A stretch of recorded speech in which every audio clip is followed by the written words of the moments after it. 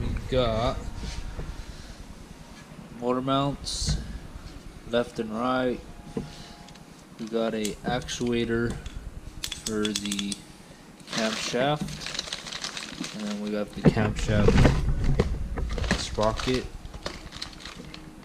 variable valve timing, and we got the cam bolt with the little deal in there.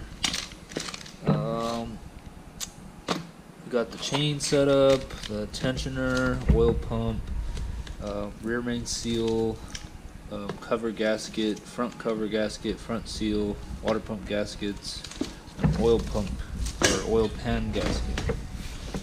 So let's go take a look at what we have so far. Probably not. Yeah, it's pretty bad. The rear main seal I think it's leaking mainly from the bottom right here. I don't know if the actual seal itself is leaking. It seems like the actual pan to cover part, I've seen on a lot of trucks they leak. So it was leaking really bad on the side right here, and leaving pretty decent sized puddles. So I knew that this thing had a lot of other problems, like the motor mount on the driver's side's bad. Passenger side, I don't know how good that one is, but it's probably bad too. These exhaust bolts, so it has a lot of rust under here. It's not too bad like frame wise, but I mean all the other stuff like bolts and stuff, like I had to cut with the torch this one and this one. So I'm probably gonna just change the manifolds. Probably change this manifold out because this one leaks. I think it has a crack on it. For this one, I was told by the person that used to own it that they bought it with like 140,000 miles, said that it was good, ran good, and my transmission worked, but it just kind of like had a little bit of problems here and there. Like I was getting a few codes that would come on and off for pressure solenoid, and it shifted kind of funny. So I was like, you know, I didn't really want to mess with it because I knew I had this one. So I just decided, since I'm gonna do all this other stuff like the rear main seal leak, oil pan gasket, I was like, you know, I'm gonna have to take all this stuff off anyways. So I decided just to replace the transmission. So I have the other one over here. Well, the one that was out of my transmission. So it's gonna be that black deal right there with the solenoids. I think they're solenoids that are attached to it. And this is the whole valve body. I took it out. I had to swap out mine, take mine and put it in this one, and you know, I kept the valve body with that one, and my valve body's over there, and this is my transmission right here. So I just need to get this one down and then put this one back up. But before I do that, I'm gonna get the differential out so I could do the motor mounts and the oil pan gasket and all that, and done. See how it's done on these trucks. They're pretty much all the same. From like, this design is pretty much the same all through the early 2000s to up to 13, 14, I believe, and then they turn over to the LT motor. This is still a LS. This is a 07 Cadillac Escalade with the 6L80 transmission. So let's go ahead and let's start doing.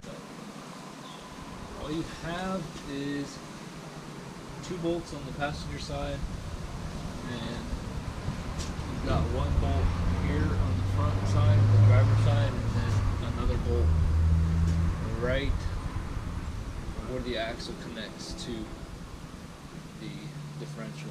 It's right in there. It's 2 bolts there, 2 bolts there, and a vacuum hose, or not a vacuum hose, it's a vent tube, and that's it. On an all-wheel drive, there's no actuator that locks and disengages this, so it's just one unit. On a 4-wheel drive, you'll have an actuator or something that disconnects this.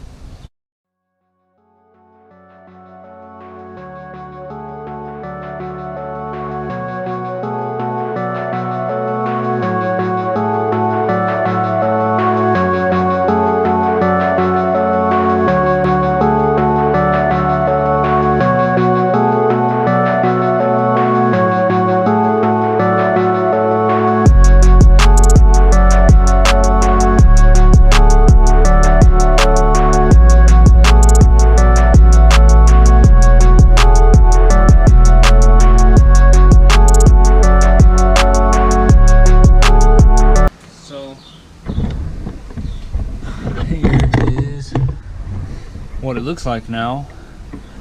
Once you get the diff out, then you can get access to all these bolts. The front ones are kind of tricky, but you know, because the rack's in the way, but with an extension you should be able to fit here and get all your bolts. Then once you have the pan off, you can do all your cleaning. Makes it a lot easier. That's one reason why I like 4-wheel drives.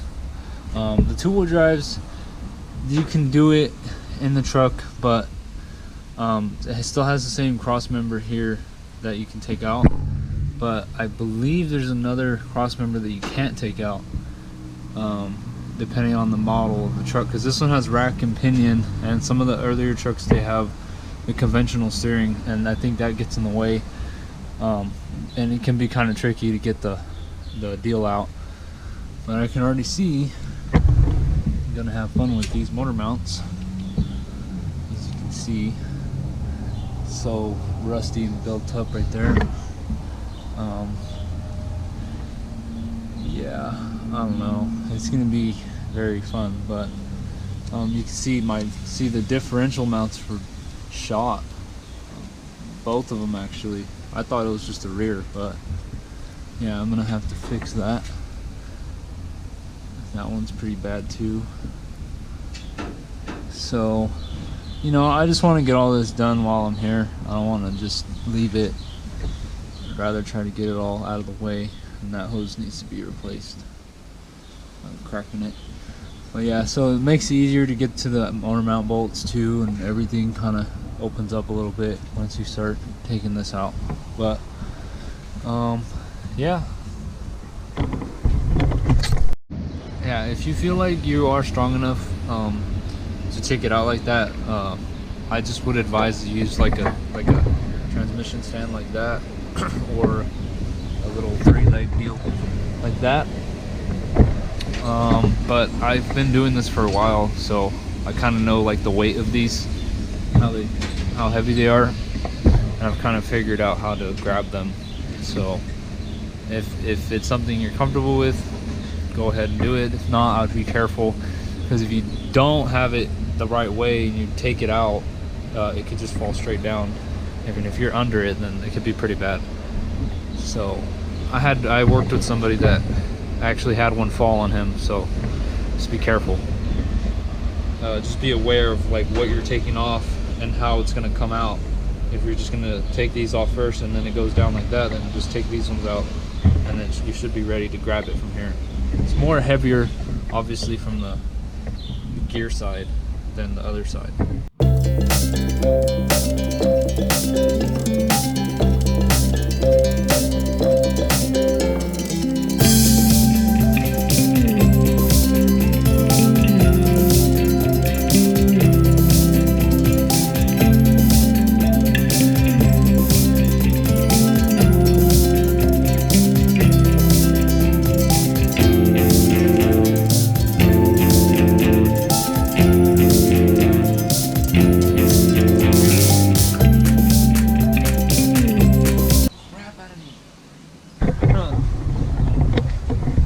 Say hello to our little visitor.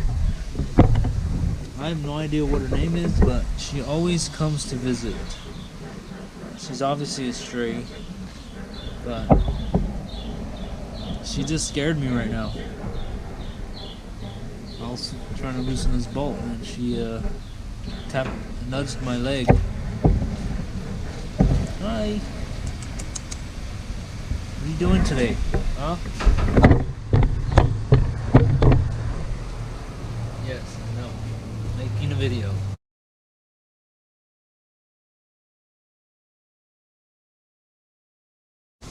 Okay.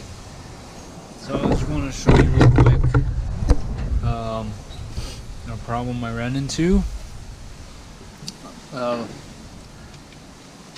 on this version of the truck with rack and pinion. Most likely they're the same for other rack and pinion trucks. The line hits right there, so I need to loosen that, and then hopefully it should come out. It's already hanging there.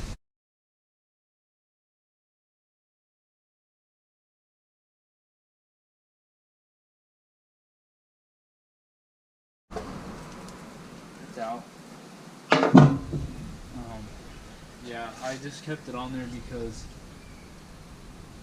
I was going to do something later with it, but probably would be easier if you just take the sway bar out. This is two links right there, and then the two 10mm bolts holding it right here on each side. Yeah, so I took that power steering line and kind of just like forced it down a little bit, leaked out a little bit. You're not going to lose a lot from there, so you should be fine. And then, yeah, so we got it open. It doesn't look too bad. It does look dirtier than I thought, or than I expected. I mean, I thought it was going to be cleaner, but I guess that's just how it goes. Previous owner didn't really take care of it. I don't think he did. Yeah, it looks kind of grimy in there and dark. It's got a lot of miles, so part one of taking this all apart, and then I'll do the other section doing this seal, and then we'll do the pan gasket. And I think I am just gonna seal it up on the bottom because I thought about it. I'm gonna have to take the balancer off and all that, and I still have to take the radiator and stuff off. So I think I'm just gonna do the bottom, motor mounts, all that, so I think it should be okay. But other than that, thanks for watching this installment of fixing my turd Cadillac, and until then, I'll see you guys in the next video.